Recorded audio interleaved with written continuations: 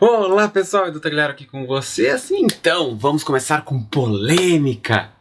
Não, antes de mais nada, esse vídeo não se trata de haterismo ou de fanboyzismo, e sim de quando os produtos de mesmo nicho são de fato concorrentes ou quando eles deixam de ser concorrentes ou ainda quando eles passam a ser concorrentes de fato.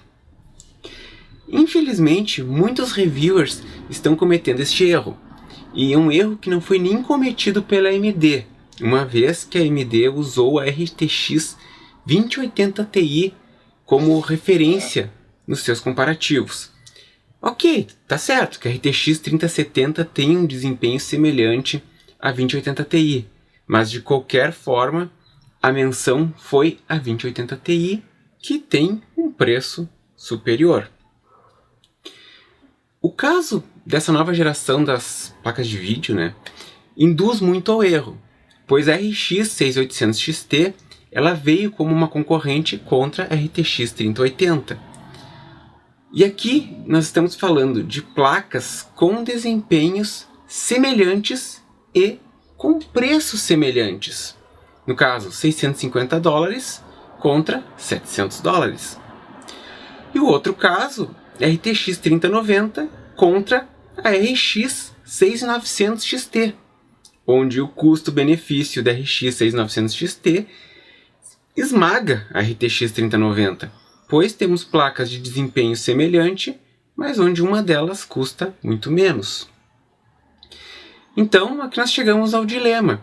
Então, se a RX 6900 XT concorre com a RTX 3090 e a RX 6800 XT concorre com a RTX 3080, então automaticamente a RX 6800 concorre com a RTX 3070?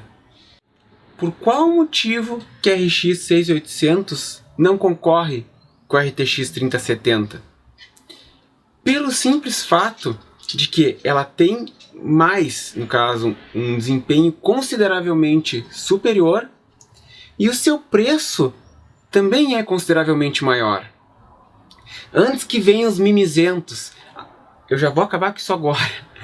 Nós estamos falando de uma diferença de preço que é na casa de 16%.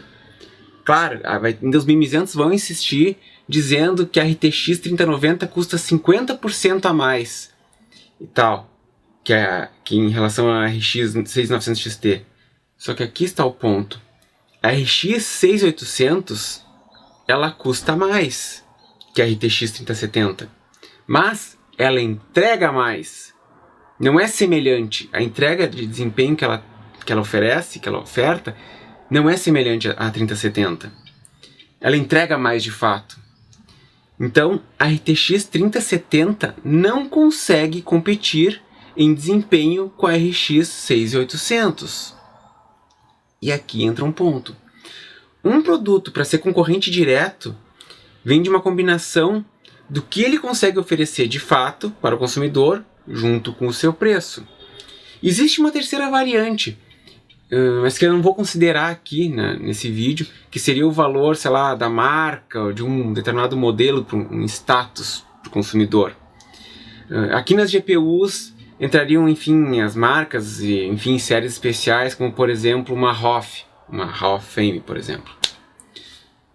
No momento em que o preço de um produto ele rompe a barreira dos 10% do valor da diferença perante o outro, e ao mesmo tempo ele entrega mais, ele deixa de ser um concorrente direto, pois afinal você está recebendo mais, mas também está pagando mais.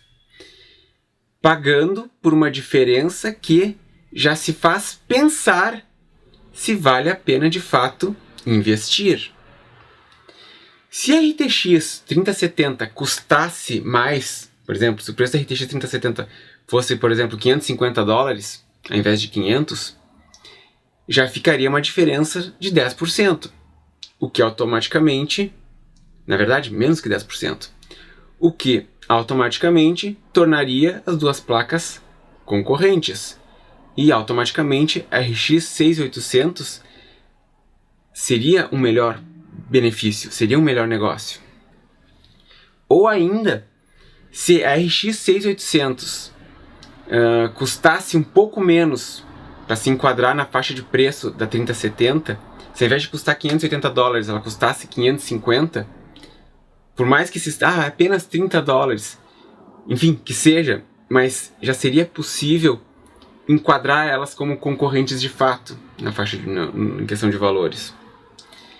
Porque essa diferença que existe na realidade de $500 da RTX 3070 para a RX 6800, que custa $680, permite o encaixe de um produto entre ambas. Sem esquecer que essa diferença de valor, se jogarmos para cima, se pegarmos o caso, o preço da RX 6800 e colocarmos, somarmos mais $80, até ultrapassamos o valor da RX 6800 XT.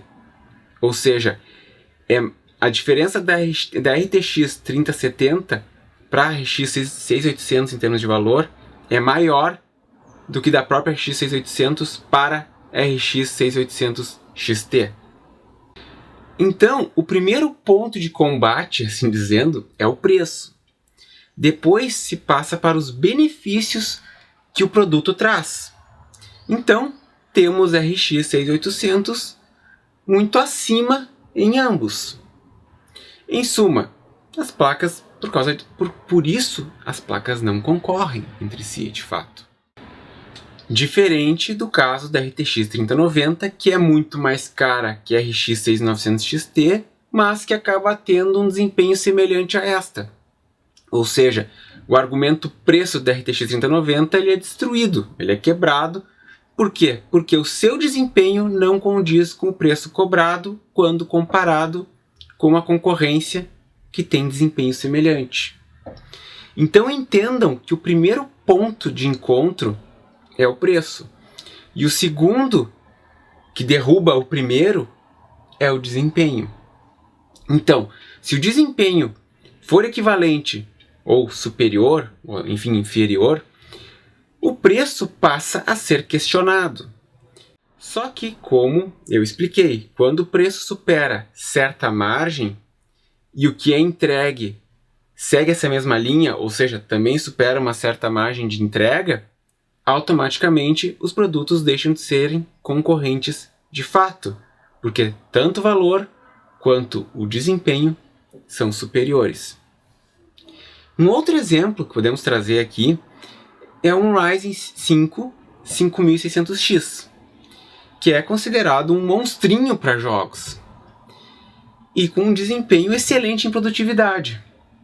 Ou seja, é um processador que ele é superior a um i7 10700, que tem, enfim, mais núcleos e mais threads, e que custa aproximadamente o mesmo. Só que, no entanto, aqui entra aquela terceira variável que a gente vem conversando e de certa forma encaixa também a segunda. Para quem trabalha com virtualização, o i7 vai trazer um melhor retorno. Então vejam como o mesmo produto pode ter valores distintos para o consumidor quando falamos em termos de desempenho. Agora, nada impede, por exemplo, que aqui no Brasil as duas placas, no caso a RTX 3070 e a RX 6800, possam ser de fato concorrentes, pois vai depender da política de preços das lojas daqui. E aí sim, claramente, se elas estiverem no mesmo valor, a RX sim vai ser um melhor produto em todos os aspectos, porque ela vai oferecer mais pelo mesmo preço. Isso que eu falei agora serve para qualquer hardware. Um exemplo mesmo, que é bom, enfim, mencionarmos, é o que acontece atualmente com as GTX 1660 Super e as RTX 2060, que atualmente andam sendo vendidas no mesmo range de preços, com diferenças na faixa de 10% e às vezes até sem diferença. Às vezes até as GTX 1660 Super sendo mais caras. E nós sabemos que, claro, a RTX 2060 é a melhor opção, sem sombra de dúvidas. E aí, pessoal, o que vocês acharam de tudo isso? Deixem aqui nos comentários. Por hoje é só. Like no vídeo, inscrevam-se no canal, ativem o sininho e até a próxima!